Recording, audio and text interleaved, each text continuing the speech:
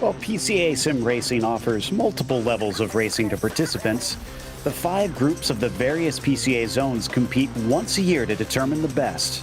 The victor will have their name on the trophy permanently displayed in the PCA National Office. Tonight, we'll crown the winner of the 2023 Zone Group Championship as we get ready to watch Race 3 live here on Podium Esports. Hi, I'm Joe Peak, and with me in the booth tonight is Michael Johnson. Cameron Aubernon is on social media, and Ryan Bauer is producing while using cameras provided by Dougie Beard. It may be short with only 3 races, Michael, but they picked some good tracks for this one. And finishing up here at Sonoma should make for an interesting challenge. Sonoma is one of these tracks that, there's action everywhere. And just when you think, oh, you can't pass at that corner. Well, yeah, someone's about to pass at that corner. And they will make it cleanly and make it quickly. It's just a great track for action. You've got so much twisty, turny, up and down, going around the sweeper through 6. And that just plant your foot from 7 all the way down to 11.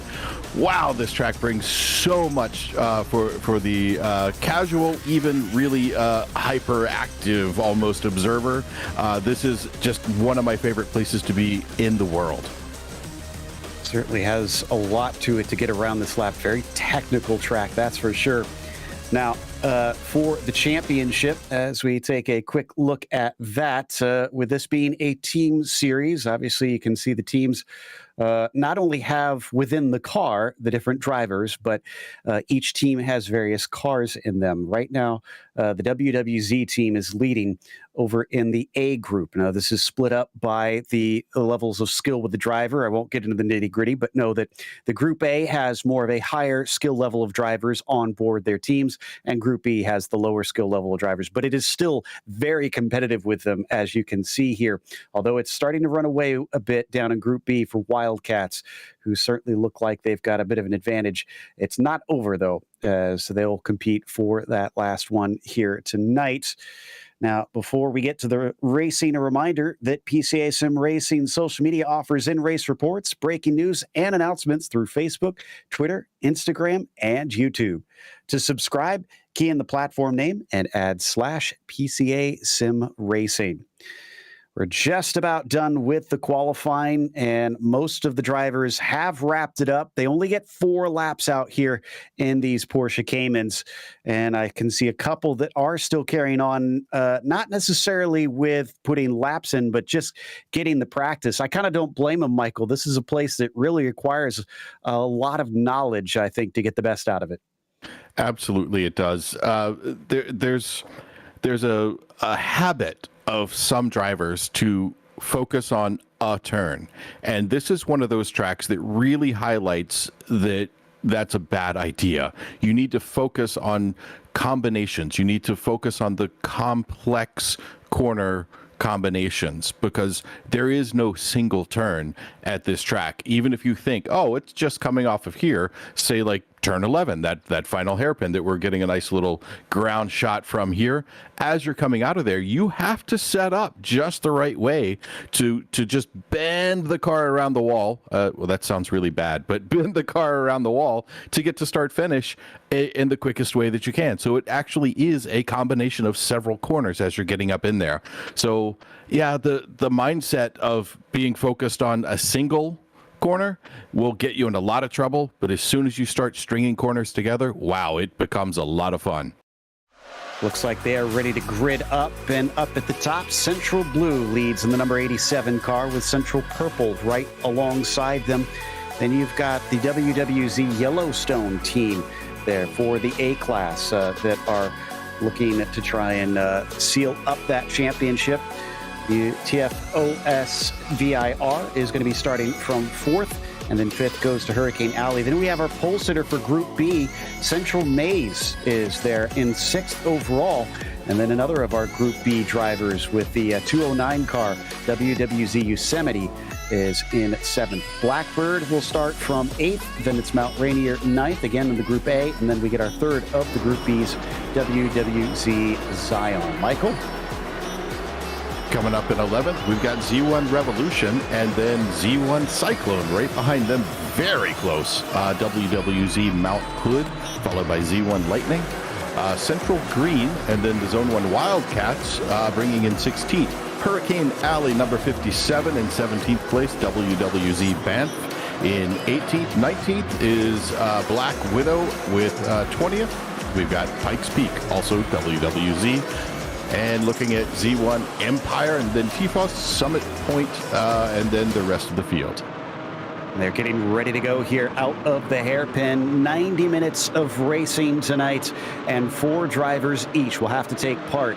We'll see if they can make it to the finish. It's certainly going to be grueling as the green flag is out and they are on the loud pedal. They have to survive the first few turns here, which are notorious with big pileups up through turn 2. Can they make it through, as it looks like the Central Blue car takes Prescott up to the lead as they crest the hill, and everybody is nice and careful up through there. I see no incidents. Yeah, great job everybody out there, just holding on to it. They realize this is a 90-minute race. You cannot win it in the first corner on the first lap, but you can absolutely lose it. But here we have the blue and the purple from the same team just streaking away out front. 12 car and the 56 caught each other a little bit through 3 and 4 there, and unfortunately that sent them out into the wall early in this race. That's Peter Coomer and Dean Chapman. Unfortunately, they both get the cars going, but already you can see our leaders are into turn 7.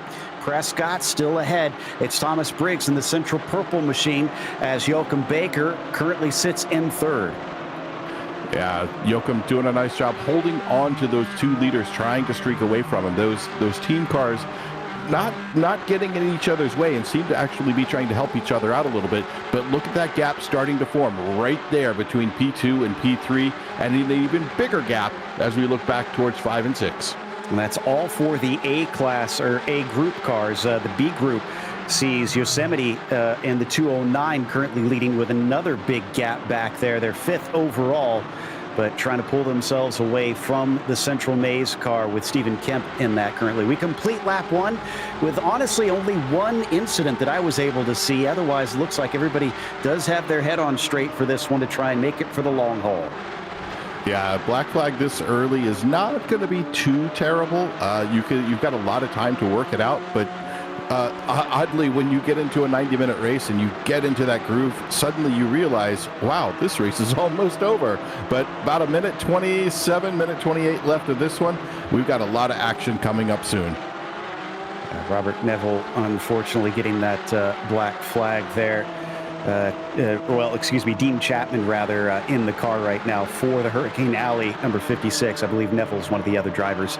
So they head down pit lane, and they've now served that early black flag, but they've got plenty of race to try and come back on it. Look at the flashing of the lights from Briggs, trying to get into the head of Prescott, and it's going to work here as they head into turn 7. He gets in the inside and attack as well, as Elbaga suddenly has, Baker has Elbaga actually attacking him, and it looks like Chris Cook, who actually does get into 3rd from 5th. Wow, nice little slide through there. Like I was saying early on in the intro here, you can pass on every single corner here. Every corner is going to bring you something. Just as I'm saying it, there's another one going into one of the fastest sweepers in racing in North America. Big accident, though. Stephen Kemp and Scott Kessel come together and hit the inside wall out of turn 10. That was a big impact. This is going to hurt. Now, they do have a spare car. Everyone does have at least one coming into this race. So if they feel the need to use it, they can. But again, if it knocks off your pit strategy, then that can mess up the fact that you only have those 3 pit stops to do your driver changes, because all 4 drivers need to race. Here's the incident, Michael. Yeah, watching it here, trying to get through there. Had good positioning coming around, gets a little bit too much of that dirt on the outside. But if you're going to crash anywhere on this track, that is right at the pit entry. Look at that cone right there. That's where you go to get into the pits. So it's not too damaging to your overall time, especially in such a long race. And we saw that there was a little bit of secondary contact with cars trying to avoid. That was Melarano and Grotto. that came together, and unfortunately for Grotto, he smacked the outside wall quite hard. He's still going and actually still in 8th overall. I think he's 3rd in B group, so not doing too shabby, but I'd be amazed if that car wasn't affected by that contact. We're on board with Baker right now, though. Yeah, sitting on board with Baker. He's doing great holding on to P4 right now. Got the out-of-class car in front of him, so he is 3rd in class, but 4th overall. That WWZ Yosemite car, though, putting on some very nice lap times, racing beautifully. Now, if you are going to have an incident in these cars, I found from personal experience that just a little bit on the side, if you kind of smack the wall with the broad side of the car, it's not too bad. But if you end up nosing or backing into into one of those walls, that's going to make a big mess of the rest of your race. Well, that's good news for some of our drivers, because a couple of them did have that side contact.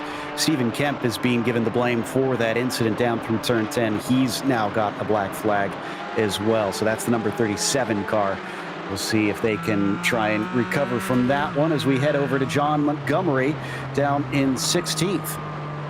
Yeah, this is an interesting part of the track right here. You have this blind crest that is right at your apex, and the car gets really light coming up over there, and you almost have to panic brake to get the car slowed down to make the cut back in to come around this keyhole. So this is an exciting part of the track, and a lot of different attack vectors as you come through there and finding your way around. We saw the result of that one as we watched those 2 team cars early on make that pass.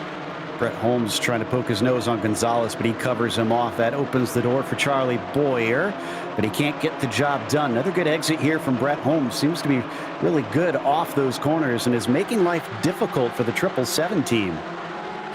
Yeah, this is, you really have to plan your passes here as we get a little bit of a John Deere excursion going on.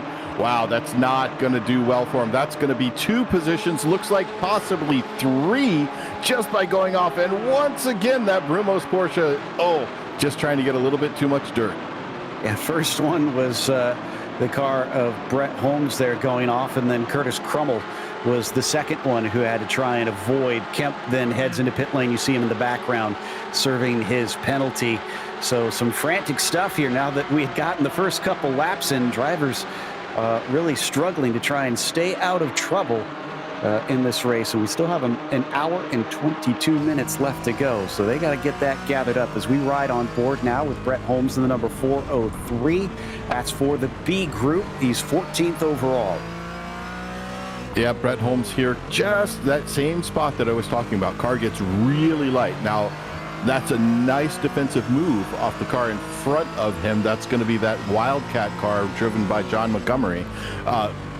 Well placed. You don't want to necessarily track all the way out there, especially if the person has a run, because that way you can keep them a little bit off your back. But look at this, trying to make that attack, getting his nose up in there, but not quite enough of a good run out of the corner. Now he's going to be stuck behind him for yet probably, I would say, half a lap. But man, he is making some nice runs here. Certainly being aggressive on this one. We look back from Boyer in the number 38 Lightning team on Montgomery. There you see in the green car as they weave through the S's. This is the NASCAR version of it, if you will, as they take all the way through here and to the end of the hairpin. That was a poor exit from Montgomery, but Holmes decides not to take it. Looks around the outside a bit as in front of them got that was Ballestieri and Gonzalez as well that had a little bit of side by side. So it's all kicking off, and that is Montgomery getting the run off the corner over Holmes. I love seeing this kind of racing early on in an endurance race. A lot of times people get into these endurance races and they don't get aggressive enough early and find themselves just getting too complacent and falling way back while the leaders just streak away. We're not going to have those opportunities of full course yellow type situations where you can kind of make up for it. But I do have to say, I also appreciate the Ooh, getting really close under braking there. Good control from both drivers there. The driver in front being able to just modulate that brake a little bit to not get rear-ended and punt it out into the dirt. And the following driver for actually not punting him off into the dirt. Yeah, Scott Kessel getting awful brave there down into turn 4, but he made it work as they head towards turn 7 at the hairpin. Once again, very strong on the brakes in comparison to Doran and the Pikes Peak WWZ car. As they exit off the turn, Kessel still within just about a car length behind that number 530 machine, but looks like he's losing ground as it weaves back and forth. Yeah, right now it looks like people are starting to get into their groove. I think the way the drivers are kind of feeling the track out, feeling how the other drivers around them are going to race them, they're getting a good kind of rhythm going at this point. Now, where you're faster and where the other guy is faster, that can promote a little bit of getting argy-bargy and maybe some mirror-to-mirror racing. But I think, honestly, we're getting back into that comfortable position where we're going to kind of work our way up to that pit stop rotation. Checking in with Gonzalez now in 11th position. This is up over 3B, I believe it's called. The names around these corners get a little confusing sometimes, if I'm honest, but he's down through 4 and into 5 now. And then, of course, the infamous carousel. Look at how much it rises, and you talked about it, just dives down through here, never ending. Yeah, it's like the never-ending corner. And just like Sunset Bend at not Sonoma, at Sebring, the other S place, the other side of the country, there are a bunch of ways to get into it, a bunch of ways to get out of it, and they're all correct. It just depends on what you're trying to accomplish. So I love watching all these different drivers out there using those different methods of getting into and out of that corner. They're all correct unless you're me, in which case I always seem to lose time no matter what I try. But still watching Gonzalez here, chasing Ballestieri and Grotto. This is a good run from Ballestieri, taking it hot into turn 10. Sometimes you can see passes down into the hairpin. That forces Grotto to block down to the inside. Ballestieri can't do it. He leaves the door open, and Gonzalez says, "Thank you, I'll try to step through," but no. Another good run off the turn, and Sebastiano will hold on to 10th. Yeah, nice positioning there, and knowing how to race with the people around you. That's another important thing when you get into, especially endurance racing with multiple drivers. Who's in the car? How do they race? And how are they going to race you? That was a beautiful example of exactly the right way to do it. They were going mirror to mirror all the way around that corner, put the power down, came out, nobody got injured. And that's one thing I do love about this series. It is all about helping to coach and teach drivers, to encourage them to get better and improve. And that has just made for some unbelievable side-by-side racing in the various series we cover here in the PCA, because drivers certainly get into it, but it always seems to be a high level of respect and awareness of their surroundings, as we now check out Holmes once again. Yeah, Holmes getting a decent run. I don't think this is going to be quite enough to get around. This is a very difficult braking zone, but this double apex coming around turn 7, now you got to get that power down. And look at there was a tiny little bit of a wiggle there off the car in front. Looks like he's holding on to it though.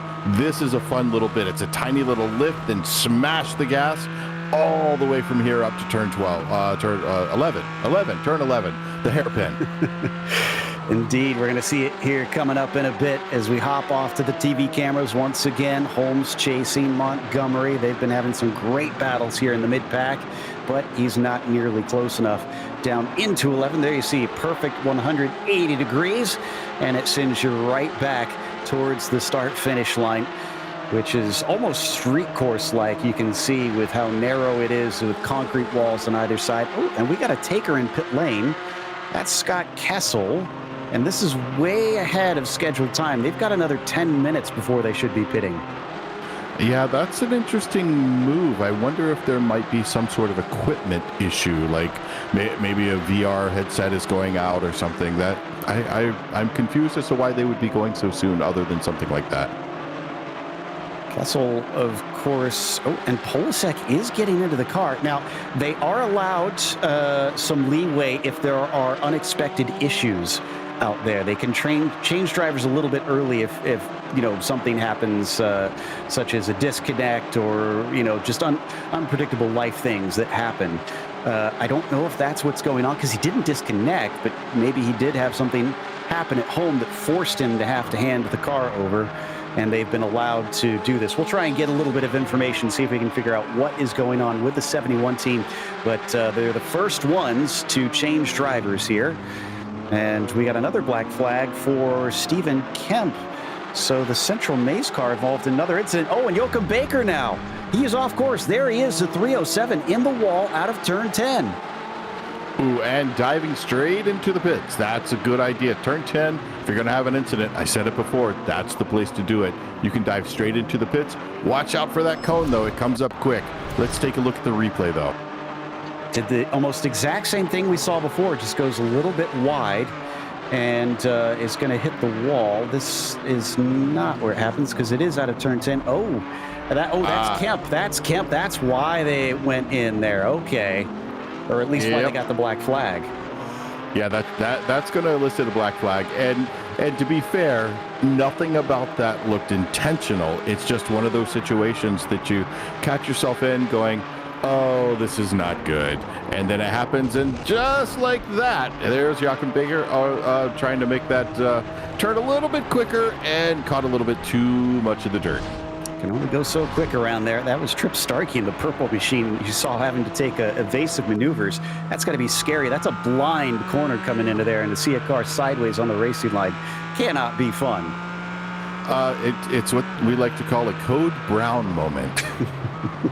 Absolutely. Thankfully, in the sim world, it just scares the willies out of you. In the real world, I'm sure it puts the fear of God in you very quickly, as John Montgomery now once again watching on board, picking up spots here and there as the drivers in front of him continue to have issues. But I suppose that's just the nature of endurance racing, Michael. You keep it steady and on the island, you're going to get some positions.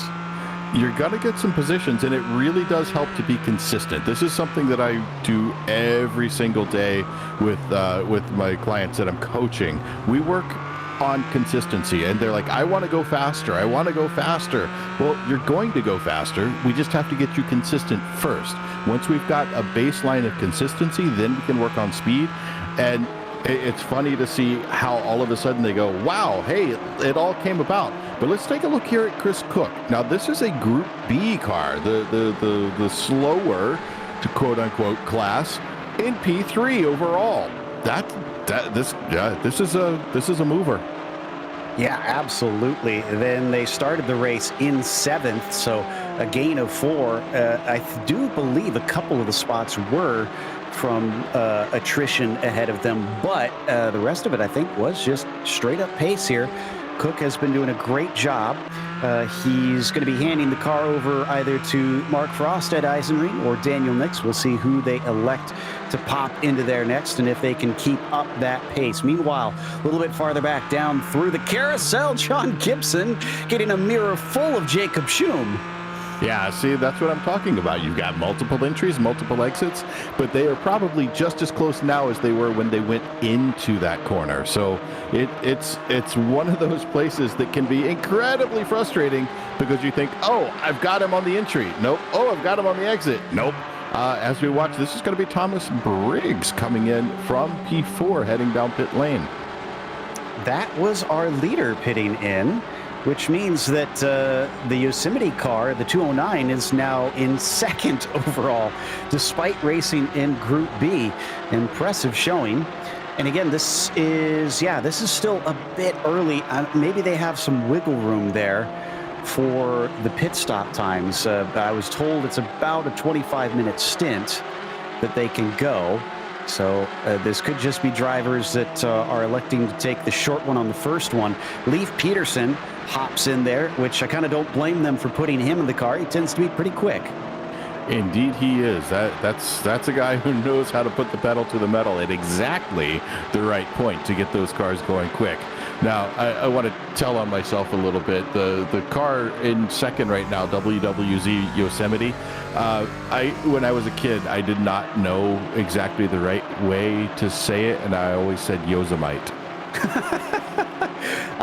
To be fair, I always thought it was colonel. So we all have that one word that just seems weird as, ooh, Balistrieri on Grotto goes deep down into the hairpin, but he goes too deep and he's not able to keep it ahead of him. So Grotto keeps 7th. Yeah, he's able to recover that. That's another one of those multiple entry, multiple exit, and doesn't do too much damage. But look how quick he's going through there. If he was a little tighter on that apex, I think he would have closed up a little bit on the car in front of him. But now let's watch as we come through this little twisty bit here into turn 10, down up to the braking zone for turn 11. He has closed that up beautifully with a little bit of defensive move. Oh, man, he's getting tight in there. In fact, it's extremely tight behind him. This is a good view from onboard Grotto. That's not just Balistrieri behind him, but also Boyer, Gonzalez, Montgomery, that are basically all kind of stacked up, waiting for some sort of mistake to happen. If you make an error in this group, you're not just going to lose one position. It's going to be multiple. Yeah, even Holmes and Fernandez are going to be part of this. They're not too far off. Anywhere from 2/10 to about 8/10 in that little group right there. Right now we're on board with P11, John Montgomery out of the Wildcats. This is going to be some amazing racing to watch, because when they are this close together, you've got to be in sync with the people around you. And I think these folks pretty well are in sync. Just watching them kind of take these corners mildly differently, because you have options. But yeah, I think we're going to get a lot of action out of this tiny group. Seems like it's just kind of bubbling up at this point. Everybody waiting for the right chance to try and snatch a position here around this track, where it's so hard to try and find a way to overtake at times, especially if someone is a good defender. But as they come through, we're now down to about 4 minutes left, I believe, in this fuel stint, unless someone's been saving and has found an extra lap out there. But we should see more of the drivers starting to come in pretty soon here at the end of the fuel window. Grotto defending, as well as Boyer trying to cover off the inside. Cars trying to see if they can get that over-under, but that looks like, I thought Gonzalez was going to be vulnerable, and Montgomery could not snatch it up. He spins the rear tires. Yeah, and meanwhile, looks like we've gotten a fast lap of the race so far from the Blackbird team, Michael Pulasic. Kind of out there alone at the moment, putting down some really good laps, not having to deal with traffic around him, but also not getting too much of a draft to help out. There he is, back there in P27. There was an issue early on, but man, wheeling that car around here.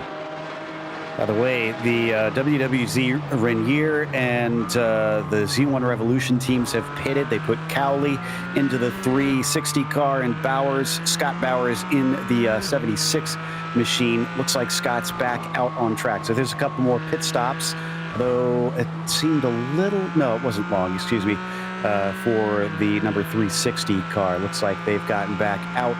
We've had a problem for Comats. And the 847, I think that was out of the carousel, actually. Yeah, trying to take a look back on this. Let's take a look at the replay. Getting nice and tight, going around through the middle there. A little bit of that curbing, maybe a tiny bit wide. He's going to just get outside onto the grass. And bang, right into the tire wall. That's not the right way to take the exit there. I'm sure he thought he had it, but just that half a foot off that apex will do that to you. And you said it early, you don't want to hit the rear or the back, or the front of the back of the car. And that's exactly what he did, just smashed up the front of it. Fernandez and Charlie Boyer both into pit lane. So they're down to pit speed and are going to be taking their service along with switching out drivers. Chris Cook, the hard-hitting Group B driver in the 209, still sitting in second.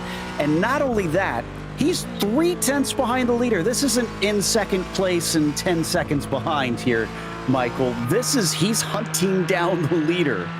Indeed he is. I've been watching this while we were going through that replay, trying to see what's going on. This has closed down from about 8/10 about a lap and a half ago. So somebody has lit a fire up under Chris Cook in that, okay, I'll say it, the Yosemite car. And man, he is absolutely on fire. I would not be surprised to see a lead change here shortly. Well, let's see what the pit stops hold, because he could maybe leapfrog him as well. We're down to just about that 25-minute mark. We've been seeing more and more drivers in. We're missing the first 11. And there you go. Chris Cook brings it into pit lane to take his service. Who is going to hop in for him, and can they match the performance of that 209 driver? Yeah, they've got to get a faster driver in there. I don't know they can, yeah, I doubt they have a faster driver on their team, but hey, let's watch me be wrong yet again, because that happens all the time. Oof, Montgomery in some close fighting, stays out on the track while Gonzalez in front of him dives into pit lane. So does Logan Grotto coming in at the same time. So a couple more now will be in and back out. We do still need a couple of the mid-packers to pit. Looks like I think the 37 and the 56 still need their service. And drivers are doing really good on not screwing up that entry. That is one of the more interesting pit road entries in all of racing that I've ever seen. Yeah, and it is absolutely terrifying in real life, because you're out there doing 100, 120 miles, 150 miles an hour, depending on what class you're in. And then you come flying in there, and the walls just close in so tight. And right here on board Leif Peterson, though, taking a look up on that 907 in front of him, just wants to get a little nose in there. This is good mind play. He's sticking the nose a little to the right, a little to the left, getting up underneath. Good pass going up into turn 3. And now comes the time to sell it as you come over that crest and put the power down into that heavy braking zone. Now back to Ed Eisenring in P7. Yeah, but that's the Ed Eisenring that took over for Chris Cook and is now the highest driver to have pitted. That said, the 87 Central Blue with Robbie Prescott has come into pit lane. That was our leader and are pitting now. Now, they could be leapfrog. It was that close up at the front, Michael. So I think they really need an efficient stop and be able to get back out there soon. And with Ed in that car, I'm not kidding. I think we could see somebody in that B group being in the lead here, because Ed is a fantastic driver. I love watching him out there on track. Things are getting frantic out here as Ryan Cowley is trying to defend and gets a little bit of a hip check from Polasek. And behind him, Cyphers is going to be able to sneak through as well. Did they actually make contact? I'm going to go back and double check just a little bit. I'm curious if the stewards will have anything to say about that, because it was side to side. It looked clean. I mean, from my perspective, I would say that's just a racing incident. But I'm not a PCA steward, so I don't know how they're going to apply their rules for that. That looked like just good, hard racing to me. Yeah, he was fully up alongside him. So I'm also just as curious to see if that will need some sort of ruling, or if it will just be passed along and they keep going. Looks like we're still waiting on the 248, the 57, the 3, the 907, and the 56. Everybody else has taken stops and swapped their drivers out. John Montgomery, another B group driver, leading this race, but that's because they haven't pitted. The Z1 Wildcats currently out there, up 15 positions, from where they started this race. And then it's not even second place back in the A groups. It's another B group driver, Curtis Crummell, and he's going to relinquish that second place because the A group of Hurricane Alley number 56 goes on by them. Yep, it's deep into this pit rotation now. I think everybody's got to get them done real soon as we watch those two Brumos cars. I love this livery. These Brumos livery cars, that's a little hot going in there. Ooh, that could have been close to a pit violation. That looked really quick. Double checking his speed as he gets down to it, and it looks like he's good. So, yeah, he just snuck in, and it was right at 44 miles an hour as he came in there. Leif Peterson, down to the inside as they come into the hairpin, and it looks like he's going to have that position. over Chad Casey on in the 241. That gives him 6th place. But where will he sit after he goes by all the drivers that are now pitting? He eventually is passed, and that will put him back into 3rd. Does look like Central Blue got back into the lead, but it's tight as the Yosemite car is only 0.8 of a second behind the 87. There we see on board with Eisenring now. Yeah, and realize Ed's tires are going to be warm. That Central Blue car is on colder tires. They just came out. They were able to hold on to the position, but it's going to take about a lap and a half here to get that. Look at that. See how wide he went there? I don't think that was on purpose. I think this is a little bit of a recovery. Still looking, though, at about 0.8. I can tell you, I don't want Ed Eisenring 0.8 off my tail. I'm much more comfortable with him about 2-3 seconds. Yeah, he's making sure to keep that A group leader honest here. And while they aren't racing each other for points between the two groups, I mean, boy, it's pride. Yeah. Yeah. I was like, if a B group driver or team can take an overall victory, they're gonna try for it. Oh, absolutely. No question. I know I've done some racing where I was in a lower class, but because we had better fuel usage or whatever, and this was in those WRL type races where you bring an inexpensive race car, but being in a lower class and still being like 3rd overall, 2nd overall, and then 1st overall for a while, that's kind of cool. Let's take a look at Jonathan Raber here, though. I think he just had an incident. Yes, there we go. A little bit too hot going in there. I think may have gotten lost on track. Happens here easily because many of these corners look very similar. I don't know who that was that just went over the curb, but boy, they took a big hop trying to get turned around in time. Yeah, I could so see that one becoming a penalty. This is Avijit Barua watching on board. Is he the one that gets tipped, or that? No, he's the one that makes the tip. The Summit Point car just running into him, unfortunately. Yeah, surprised to see that from Avi. He's another one of those drivers who we talk about a lot because he's always up front doing really well. Just kind of, he must have just gotten a little bit lost on track, didn't realize where he was, or maybe there was a foot slipped on the pedal or something. Yeah, could have just been a little mistake of taking it a little hot or something like you said there, as we ride with Rodney Campbell now, 12th spot, another of our B group drivers racing against another B group driver for once. The Lightning car just ahead of us in the orange, blue, and yellow down into turn 7 once again. Ooh, wow, very good exit from this number 38 machine. Just absolutely stretches away from Campbell. Yeah, a good exit is really what makes the corner yours. I mean, you get in there and you see people come up and overrun it. See what I mean by a good exit? Now he's opening it up even more. That was just a little too wide from that trailing car. But if you want to be fast, you have to have a good exit. We all go into these track day programs and like, oh, look, I can brake super late. That's not how you go fast. You got to get that exit.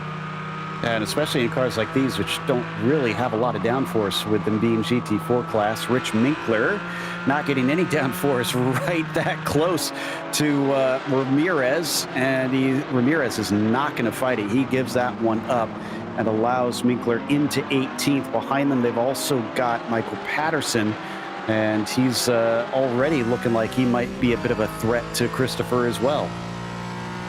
Yeah, looks like he's going to give that spot up. Yep, gave it right up. John Gibson getting a black flag. So that is the Summit Point. That's Avijit Barua with that incident that we saw earlier down into turn 4. So pretty self-explanatory, that one. Rodney Campbell, in the meantime, back with him once again, trying to see if he can get by Adam Gerling. The 38 doesn't cover the inside, and this time it looks like Campbell might have it done. Very good run there. Just textbook maneuver from the 403. That's going to give him 11th place. Yeah, nice move there. Not any consternation at all. It was a clear, good, strong run. And we've got an hour left in this race, so no need to really press the issue. David Purdy in the 16 just had an off. Don't know if we need to replay. Just simple spin off course up and over the crest of 3A and B. He'll get the car going once again. About a little less than an hour to go now. So we're about a third of the way through. And again, 4 different drivers, if you didn't join us earlier, need to race for your team. So during this 90-minute race, we'll see at least 3 pit stops for every car if they want to not be disqualified, at least. And we head back to Mike Sachs. Ooh, this is getting very close out of 10. Yeah, that's another one of those good runs, and peeling off into the pits. Mike Sachs is able to hold on or to take that position. This is going to be Avi Barua probably taking that black flag penalty. We should see him drive all the way through. Now, this is a long pit lane, probably every bit as long as the long version of Spa. Yeah, it takes a while to get around there. It is patience trying. Rick Reinsberg back in 15th, racing with David Snelling in front of him, the white and green machine. Switches across the track, getting off of the drag strip down to the wider entry of this version of the circuit. Ooh, wow, really it came up on him there, down into the braking zone. Reinsberg didn't seem to overshoot it too badly because he's still pretty tight behind that number 248 as now they get into the S's. Yeah, that shows also a different mindset of getting into or out of the corners. Came into it very quickly, very strong, had a decent exit, but that car in front of him was able to open it up just because they focused on that exit. It is so important in racing. Seems like you can take your pick on a number of corners out here today, that is for sure. You know, the one thing that we haven't talked about a whole lot, even though they don't have much aero on these cars, it is a bit windy today. It's been as high as 16 miles an hour that I've seen on the track. I wonder if that's what's catching out a few of them that we've seen making some innocent mistakes. Could very well. This the way iRacing works with the wind and the gusting, it feels remarkably real. They do an excellent job with that, and the way it comes through your steering wheel, you absolutely feel that. As we're back on board here, this is going to be the central blue car. This is our leader. Notice that giant expanse of space behind him. So something happened to that Yosemite car, and I didn't see it, but Ed Isingring is now about three and a half seconds off the tail. So Ed, if you're listening, good luck, bud. You got a lot of work to make up this gap. And Nister seems to really have it underneath him. I went back and looked. There was nothing on this lap. I don't see anything since the pit stop that looks out of the ordinary. So this must have just been sheer pace that the 87 team was able to gap them. Back to the battle for 4th between Chad Casion and Michael Polasek. We were watching this a little earlier on, and Polasek is getting a little bit uncomfortably close to that 241. He's going to have to defend, I imagine, soon. Yeah, Polasek pulling fastest lap early on, and I'm trying to look. I think actually he still has the fastest lap at a 1:35.696. I don't see anybody who was faster than that yet. Whoa. But whoa, quick! Wow. Down into turn 4, and a decisive move for the 71 team, just not sitting around. So they know they're the fastest car on the track, and they are not wasting that. Yeah, he was, 26th, 27th early in the race because of an incident early on, or a penalty early on. Racing his way back up to the front here. This is definitely changing into the arrow onto the pointy end at this point. Absolutely. So they've got themselves back into 4th, even with that. Man, even with the penalty, they're only 11 seconds behind the leader. Clearly, this is a fast car. Ryan Cowley now a little bit farther behind them in 7th. We're looking back at Jacob Schum here, just giving a little bit of hassle. This is between 2 A group drivers, and I believe this is for 5th in the A group, actually, because of that Yosemite car still kind of messing up our order. Yeah, I like it in there. I love that Yosemite car being there. It's one of those humility moments that you get because I can tell you, even as a pro driver, we get amateur drivers who come out and do their tests or whatever, or even in a full-on race, and they're every bit as quick as any pro driver you wanted to put up in the car with them. Another dive down into turn 7. Can Dyer get that one done? Does look like he has it solidified. So Reber doesn't fight it, and that was for 24th position. Up ahead of them, Craig Smith and Christopher Ramirez fighting for 22nd as well. So basically a little 4-car train here at the tail end of the field as they exit out of turn 10. Ooh, big look down to the inside from Smith on Ramirez, but doesn't produce anything. Yeah, nice covering of that corner. Knew he had enough of a gap between him that he did not need to make any odd movements there. However, coming back to the right side there, don't think that's a good positioning for that car. You're going to lose out, especially coming around here. Too wide into turn 2, bringing up into, I guess this is 2B at this point.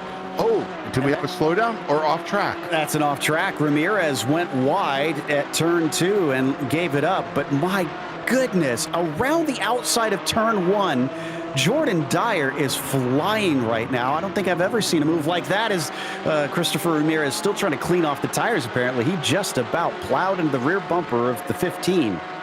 Yeah, the tires do get and stay dirty for a good 2 or 3 corners. You've got to be careful with that. And now P6 Plastic is coming in. We'll see what the next driver in this car is able to do. But that was some impressive driving from Michael. I believe this is scheduled. This does look like a regular stint. Yep. Cameron Martineau is hopping into the 71. And Christopher Pies getting in for Peterson and Briggs and the Central Purple car. That is just as I was thinking you couldn't get a faster driver in the car. Once again, I'm wrong. that is a stacked team, that Central Purple team. So it's going to be a hard one to beat, no doubt. We'll see what Pies can do as well once he returns to the track. Cyphers just on the rear bumper of Casion, and Casion, is he defending? Yeah, he's going to just drift over, but not enough down the inside. Cyphers takes it deep. A little bit of an over-under. Do we got it? It's going to be a drag race, Michael. Oh, this is good. Oh, they're going to go too wide all the way down here, aren't they? Oh, my. Wow, that is some racing. Yeah, Cyphers is the one that wins that game of chicken. I think Chad just kind of said, nah, I don't think it's willing to risk it with about 48 minutes left in this thing. Back to Martineau in 19th, sporting the Boris said style of grooming here today as he chases on Christopher Pies, but Pies again has just had a pit stop, so they are off sequence from one another. Yeah, and I think he's wearing his SRO team jersey there. That's the ones we wear when we go out and do like autograph sessions and stuff. So I think he's just trying to do a little posturing. I would, absolutely, no question. I have one of those polos as well, actually. Not that I'm a driver, though. I wish I was. But coming down through the S's as Christopher Pies continues to lead him. Martineau probably taking good notes because I don't know how often he gets to travel this closely behind someone as quick as that 21 driver. He's looking down maybe at something in the corner of his screen, just getting a little info, but he doesn't pit quite this time. Although I anticipate that he should be pitting for that team probably soon here. No, excuse me. No, Martin. They just pit. He just took over. Sorry. Yeah. Excuse me. So I misinformation from me earlier. So they are on the same strategy. Apologies. Yeah, and with Chris and Cameron behind the wheel, we've seen these guys race quite a bit. Now, not in the GT4. We've seen them race in the 992. So I think we're going to see some good racing with these guys. Both of them absolutely hammer and tongs and great respect for each other. So watch this space for more action. Crowley, Schum, and Sang here on your screen. We're on board with Sang, the third in line of this trio. That's Schum just in front of us with Cowley leading them. Ooh, this is getting awful close, though. The purple car of the 360 might have to defend. He does not. He leaves the door open, but Schum can't break deep enough. Yeah, trying to get there, but watch for the exit here. Trying to get right up on the wall. Now watch, yeah, see, getting a little bit wide going out there, somehow lost a little bit of that off the corner power, probably being a little bit conservative, not wanting to eat up those tires too much. Absolutely. As they crest the hill of 2 once again. Already seen at least one car go off there today, but not this time amongst this group. I can report that the 76 team has pitted in, and I think the 307 team, that's WWZ's Yellowstone car, is taking their service and swapping the drivers out. Back towards the carousel for this group. Still no change in position since we first take a look at them. But how long will that last with how aggressively Schum is riding the gearbox of the 360? Yeah, trying to get right up on there. This is another one of these tight races. We can go through the field and look around a bit, but I'm telling you, this is probably the tightest one, except for maybe Martineau on Pies. But we know that's going to be a great race for a while. Let's keep an eye here on this one, though, because these guys are doing just blazing lap times and holding onto the car, just keeping each other honest, though, because they're not letting each other get too far apart, and just racing like you want to see. Schum must have made a mistake out of the carousel because he lost a bit of time there. Same thing with Sang. Both of them dropped a few tenths, but Schum's gathered it back up relatively quickly. They go by the car of Casion, who now pits. He took over for Tamer El-Baga. It's been a short stint for Casion in comparison, actually. So maybe they're trying to get a quicker driver into there. It could just be time limitations as to who is available when this evening. Back to Christopher Pies. They have a lot of drivers to wait to try and work their way back up the order, but this is still for what could be an important position, and a little bit of a defensive move from Pies shows that he does feel under threat. Martineau is going to try around the outside of the hairpin. No dice this time. Yeah, it looked like he was going for that over-under, but Chris knew what was going on and said, nope, not today, Cameron. But I think Cameron's got a few other tricks up his sleeve. I was watching them out of my side monitor there through that lap, and Cameron is starting to get a little bit impatient. He wants to get around Chris, but I can tell you from personal experience, getting around Chris is one of those things that's easier said than done. Martineau was really working the wheel there through those first couple corners, so I wonder if it's a little bit loose. This is a fixed setup series, so everybody's racing the same thing, but it can matter how you run the tires throughout the stint. Now in front of them, that is one car for position, one not. Garrett Taylor in the central green is going to stay out of the way, but also on the apex for both of them. That was not convenient for either car. And Rich Minkler in the 530 is in front of him. Now, Minkler does have to pit. I can check that for real this time, as unfortunately, Pies gets a hello from Martineau down into the braking zone. I'm curious if that was a little bit intentional. Just make a tap. Don't do too much to upset the car, but upset the driver, because now he knows that you're on the attack and you are ready to make the blast. Yeah, clearly he's not letting Christopher forget that he is there as they fly down into the hairpin once more, approaching Minkler, but Minkler does not pit this time.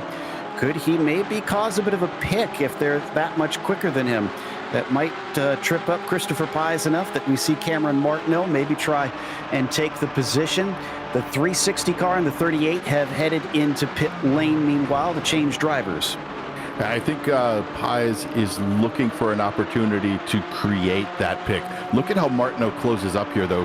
Chris is having to go pretty defensive as we work through these twisty bits, trying to get up over the hill. Now into braking again. Just holding on. Look at that, using every last millimeter of track. Now it's going to get crazy because Chris is having to go a little bit offline to stay defensive and not let Martineau around him. Cameron is pressing this issue. Chris needs to set up this pass on the car in front of him, which is going to be Rich Minkler. So Minkler is kind of going to be a spoiler here for somebody as Martineau tries to go around the outside, gets a little bit ahead, We are on board with the best view off the tail of Minkler, and it looks like Chris Pies is able to hold on to it yet one more lap. And I think it's slowing them both enough that Minkler hasn't really been attacked yet. Ooh, big off there for Martineau, and he loses a couple car lengths on Pies. So, but Pies, two different lines. I thought he was going to be a little bit wrong through turn 10, but it worked out. And Martineau's heading into pit lane. Oh, he's got a black flag. Did he get a black flag for that contact? That would surprise me. No, I'm not seeing anything from the stewards. This was from incident limits. It could be that maybe they were just 4 away, because you get 17 and you're sent down pit lane. Maybe they were at 13, and just unfortunately that one contact did them in. It didn't seem hard enough, but sometimes iRacing will surprise you. One, you think you get a 4x4, and you don't. But I don't know. I would be surprised. It could have been a little bit of off track, maybe, because he was pushing the limits pretty hard. Yeah, it could have been any of those things. But either way, the Z1 Blackbird team, the number 71, was cost dearly by that. They come out in 16th position as Christopher Pies is up in 10th now. We got another driver in. No, just passes, I think, for third. Sang and Shum a little bit sloppy back and forth here towards the front of the field. Yeah, Shum is closing up now. Closing up now on the Mount Hood team with Sang driving. I think that's a little bit of a change in position that we may have missed, because I thought Sang was at the end of that group as we get one car going off into a grass excursion. Jason Taylor noses it into the tire barriers. Wasn't too hard of a hit, I don't think. And is going to turn it back around. They're running 22nd. Make that 23rd now. Yeah, it's rough. You hit the grass here, and there's no way to bring the car back. You have to ride it out, wait for it to slow down, and then start to get going again. But it'll really mess you up. A lot of side-by-side action here between Sang and Shum. They were going by Robert Benson for the Z1 Streakers car. And so that's not for position. That's just to lap him. But this fight is currently for third position. But the pit strategy is intriguing, because it's a lot more varied than I anticipated. And it has got me a little bit loopy here, because I'm trying to figure out, okay, so neither of these drivers have pitted, so they still need to give that one back, and another driver going off once again, this time Shum getting his tires in the dirt. Yeah, it can be pretty devastating if you get, as we saw early on in the race, with people going through 10, getting just a tiny bit of dirt, but right now going into the pits, that's going to be Sang, yeah? Yeah, that is Sang. So out of P4, out of P3, now rolling back to P4. That's going to put Jacob Shum up into P3. Absolutely. So maybe just not interested in having that battle right now, trying to get themselves out of it. They were in a good spot to take the pit stop, and we'll see what it does for them. As up at the front, this is Mark Nistor, having taken over for Robbie Prescott, leading in the number 87 Central Blue machine. They've been leading since the start of the race. They began on the pole, and while there was a bit of a threat early from, of all things, one of the B group cars, they really haven't seen much since then that have challenged them for the lead. They scampered away and have got themselves some comfort. In fact, because of the pit stops, it's now a full 22 seconds ahead of the nearest car. But it looks like they should be towards the end of the stint here for Nistor, so I expect them in within the next couple laps. Yeah, Nistor is about 15 laps into his stint right now, so expect to see a driver swap coming up right now. That's a pretty hot entry. Someone has been practicing their pit entries. Trying to get the best out of it. There's a reason they're leading this race, I'm sure, as they've done their homework. So who is going to take over for them? Other two cars are Ian Simon and David Glenn. Definitely two quick drivers in their own right. As he looks for his pit stall, we're going to head back to Shea McNeely in the meantime. Now, McNeely has taken the second stop, replaced Derek Cyphers in front of him. That is for position, at least for two of those cars, Arnie Clayson and Cameron Martineau. But remember, Martineau is slightly out of position because of a penalty here. Ooh, way to slot in there, Cameron. That's some pro maneuvers right there. And look how quickly he comes off that corner, just tucking it in behind, taking a look left, taking a look right. Decides to back off a little bit. Watch where I think he's going to make the pass coming in through this long left hand. Maybe around the outside. Is he going to make it? Yep, there he goes. Get that nose around there. Now he's got it right up. Oh, I hope that was not contact. It would have been the smallest, and you could see the frustration from Martineau. That spun Franco around as well in avoidance. I need to see a replay. I was watching in live time, and even I couldn't tell if he touched or not.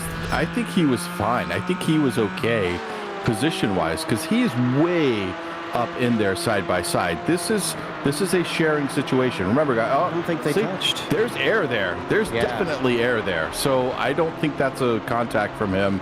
He should be able to continue driving on. Yeah, if it was, it may have been just the smallest bit of ghost contact between them. I don't know if that would deserve a penalty, at least wouldn't in my mind's eye, but it's not our decision to make. It's the stewards. And regardless, very close racing and very brave racing from Cameron Martineau, that's for sure. Yeah, taking a look. Yeah, see, from that angle, really low there. Doesn't look like there was contact. Martineau was doing the right thing. He even backed off a little bit just to make sure there was no contact. And I think he's clean, but I'd have to look at probably a dozen angles to make sure. But from what we saw there, I think he's good to go. I don't envy the stewards on stuff like that, honestly, because nobody's going to be happy in the end.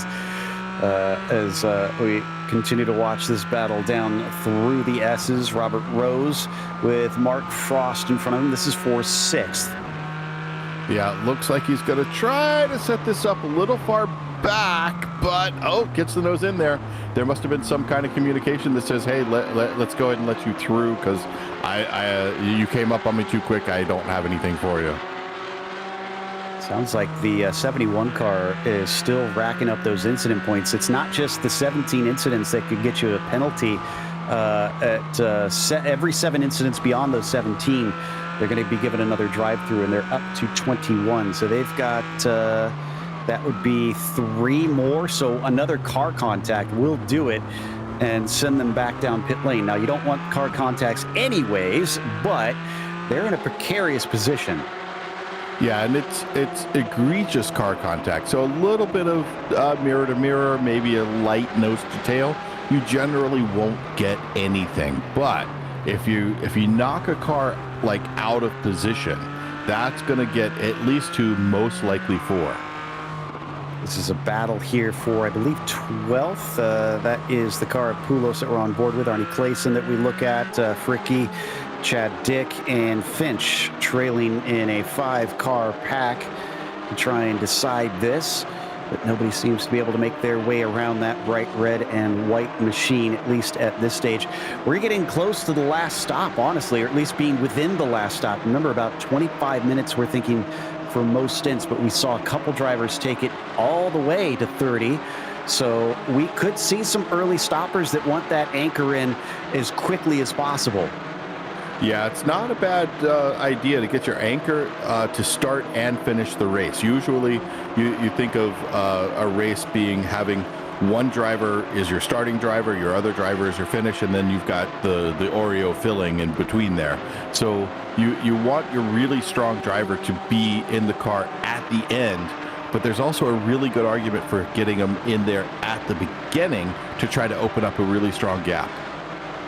Also, it looks like we had another penalty, but not from the stewards. This is from automatic iRacing incident limits. Jared Roadheaver in the Team Summit Point, the 242, had to ride down pit lane and has exited back out. Looks like WWZ Denali is pitting. Dave Schwartz gets out of the car, and Jeff Rosenthal is in. Yeah, it makes me wonder if Anker Berg is in here and if he gets to race last, just by default. Could be. not a bad anchor person to have.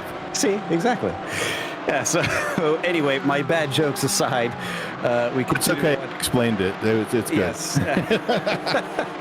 Still fighting for this 11th position now as someone else is pitted.